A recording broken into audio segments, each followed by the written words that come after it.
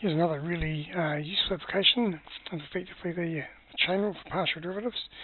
So we've got a cylinder and we're trying to find the rate at which the volume is changing, and we know how the radius is changing and the height is changing. So the first thing is a relationship between the volume, the radius and the height.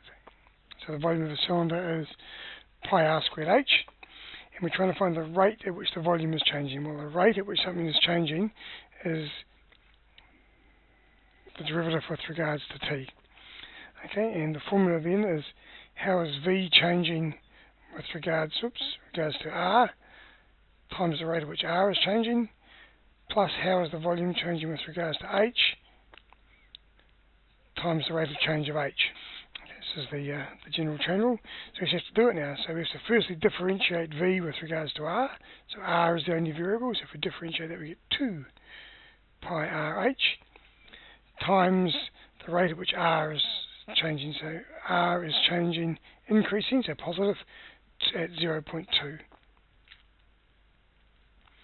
And then if we now make h the variable and differentiate this, we just get pi r squared times the rate at which h is changing, which is decreasing at 0.5, so negative 0.5.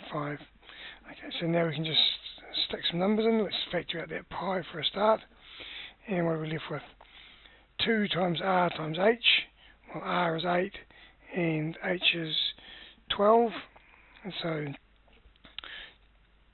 2 times 12 times 8 times 0.2 minus, I've taken the pi out the front, r is 8 squared, 64 times a half.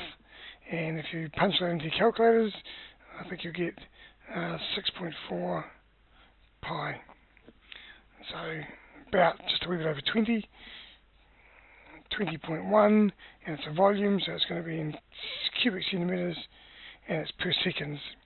Seeing both their rates of change were per second, so we're working per seconds. So the volume of the cylinder, so the cylinder is increasing at 20.1 cubic centimetres per second.